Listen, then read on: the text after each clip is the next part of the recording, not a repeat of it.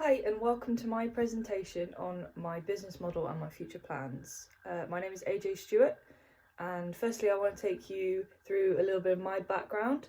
I went to a performing arts high school majoring in drama, vocal music and instrumental music, and I then moved to college and did an extended diploma in production and performing arts, and I'm now doing production and performing arts as a degree. I have my level 4, I'm currently doing my level 5. Some of my strengths, I would say I'm focused, I have good time management, I'm really good at communicating with people and setting goals, and I work well with others. Weaknesses, I can be quite competitive, pretty stubborn, and I'm a perfectionist. The career I'm going into is makeup artistry, so I just wanted to give you a bit of my experience. I started developing an interest in makeup in 2012. I became a freelance makeup artist from 2014 to 2016. I began an interest in body painting and special effects in 2015, and I became self-taught but still learning SFX makeup artist. Before we get into everything, I wanted to talk about why I've chosen a stage name for myself. My real name is not AJ Stewart.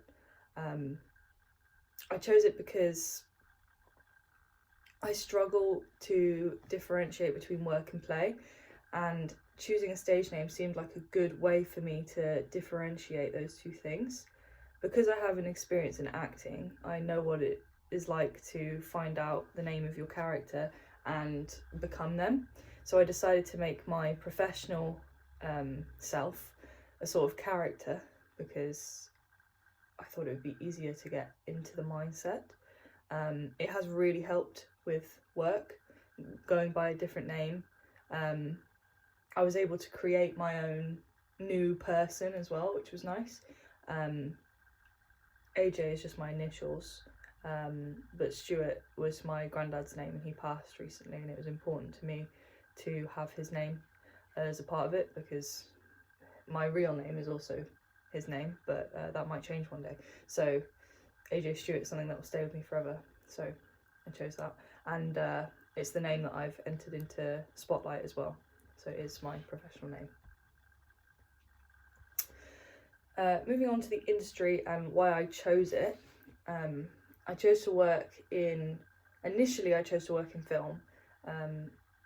I then discovered that doing makeup for film was something that I really loved doing and sort of moved my career towards that. I've got a background in stage makeup, which is really quite different because it's quite exaggerated because you're far away obviously when you're on stage, but when you're on screen you're much closer and the different lighting as well, so it's a different sort of thing. But because I had backgrounds in both glam makeup and a little bit of self-taught special effects makeup, I was able to jump pretty easily into film. I like working with the cameras and looking on the cameras how my makeup looks so that I don't go too over the top. And just being on set is fun for me. It's a huge reason why I chose to work specifically in film, but also on film makeup artistry, is because you're really part of a crew. The high stress environment is one that I thrive in, which is weird, but I do. And it's a good place to be a perfectionist because films are supposed to look perfect. So I really enjoy doing it, and it wasn't strange for me because I've acted on films before, so that was good. The product I'll be providing is makeup artistry, obviously, but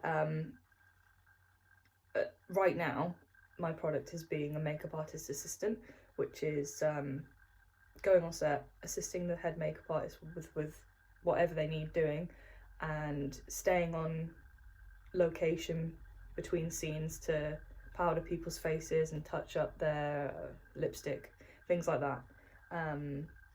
Doesn't seem like I'm doing much to start, but I'm learning everything because I get to watch the head makeup artists apply the makeup and what they're doing, and I can learn from them. And eventually I start building up the skills to start doing those things myself. I also, as a makeup artist assistant, get to help with, funnily enough, as a makeup artist assistant with a film with special effects, you get to help more with the special effects than you do with the actual glam makeup. So you can apply wounds yourself, you're on set, you're providing extra blood, whatever is needed, which is a lot of fun. I want to talk a bit about the cost, because that's something that didn't cross my mind until recently, and upon researching it became clear that this line of work is pretty expensive. Most makeup artists, like head makeup artists, make just above minimum wage, which is obviously the living wage, and you can live on it. It's not a huge amount of money, depending on how you're employed, which I'll get to later, but you do make above that. But as a makeup artist assistant, I make less than that, which I'll also get into later, because it's possible for certain projects to have less funding. But the makeup kit itself is expensive. The one that I sourced for my university was £60, and even then I went over budget because I was told to stick to 50, but it wasn't possible. And that didn't include any base makeup.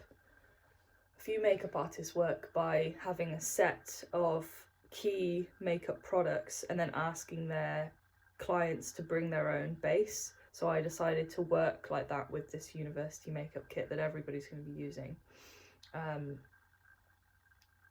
But generally, if you're working as a makeup artist and you need a kit, you can source a kit for cheap, but it means that the products aren't going to be as reliable.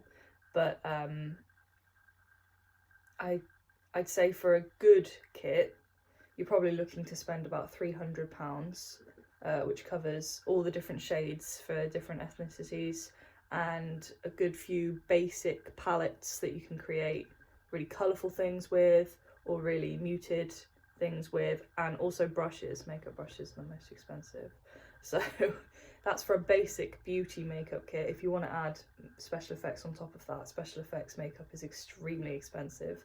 And the picture on my slide shows a kit that I got for Christmas this year, which actually looks a lot bigger in the picture than it is. A lot of the bottles and jars and stuff are very, very small, and it was £100 just for that. So for a decent beauty and special effects makeup kit with good big products, it's probably going to be between £500 and £600, and most makeup goes out of date within 12 months. So it's something that you have to think about, that you're making enough money to repurchase the kit. My potential employers, currently in this area, Hereford and Worcester area, there are a lot of small film companies that are putting their jobs out onto social media and Indeed. I think a lot of them are now starting to make feature films. Because of COVID, people are thinking that they need to make longer films to make more money, because a lot of the arts obviously have been struggling with funding. It's a really good opportunity to train working with small companies, because they won't expect the world. They won't expect you to show up and know how to immediately make it look like someone's had their head cut off.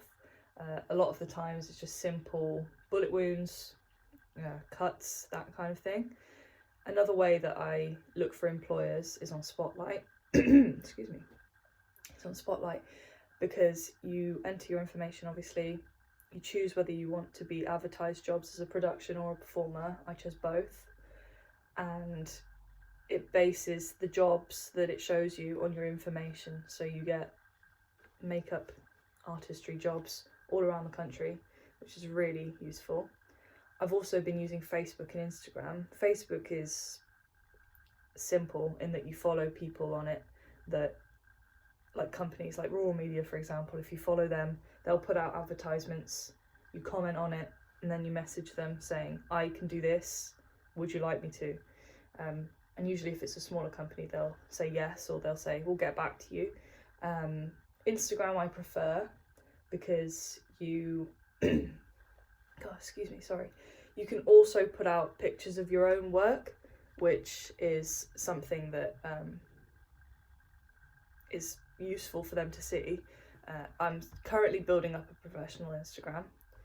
It's taking a while because the job that I'm currently working on, I can't share any photos for, so I'm having to use small things that I've done in the past and short films I've been making with friends and family, but it's going pretty well, so that's good. Now the big thing that I've had to consider is whether to work as a freelance makeup artist or an employed makeup artist. I've got a lot to say about these because both are great options for people, but they're obviously very different. Freelance makeup artist involves considerably more than an employed one, simply because you need to build up your own makeup kit before you start the job. You'll generally have a meeting with whoever you're working with before production starts, and they will tell you what you need and what you need to be able to do. But you need to have a basic kit to be able to show them that you can do those things relatively straight away. So I would say, for me, if I was working freelance, I would need to have that £500-600 kit to be able to get any job offers. Once you start production and they have certain things that they want you to do, if there's something that you don't have, they should provide you funding to go and purchase that thing, which is, it's the least they can do really, because you've provided them with a good basic kit where you can do a lot of things with it, but if they want anything else, they need to provide that. Let me just look in my notes here, sorry. They'll also, with freelance, expect you to be able to do, with freelance as an SFX artist, they'll also expect you to have a basic knowledge of beauty makeup as well, so that you can help with that and have things in your kit that you can provide that to. Let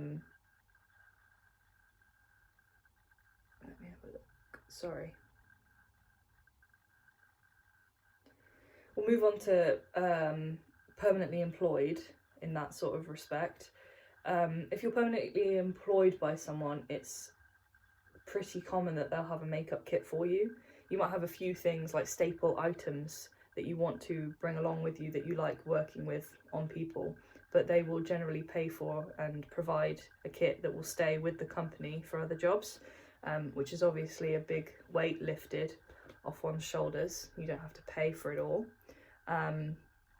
In both options, if you break something or use it up, you'll have to go and source more, but again, they should pay for that. If you show up as a freelance artist with a kit and you use up all your blood, they will probably pay for you to go and get more. And towards the end of production, if you've got things as a freelance artist that you haven't used all of, they'll probably let you keep it because it does go out of date and they won't use it anytime soon. Whereas if you're employed, it'll go back into the kit and wait for the next project to come along. That sort of smoothly moves me to my next point, is that as a freelance artist, you may not get a solid and steady amount of work because you're freelance and you're looking for the work yourself. As an employed makeup artist, it sort of implies that they have lots of jobs coming and they need someone employed that's going to do all of these jobs. A big thing in that is that you'll be paid at least minimum wage because that's the law. If you're employed, they have to pay you minimum wage at least. And as you move up through from makeup artist assistant to makeup artist to key makeup artist to designer, whatever, the pay does rise. When you're freelance, it's generally paid in day rates. Not every company that employs freelance makeup artists has enough funding to pay you minimum wage. So, for example, on the film that I'm working on now, I'm working 11-hour days, which is a lot.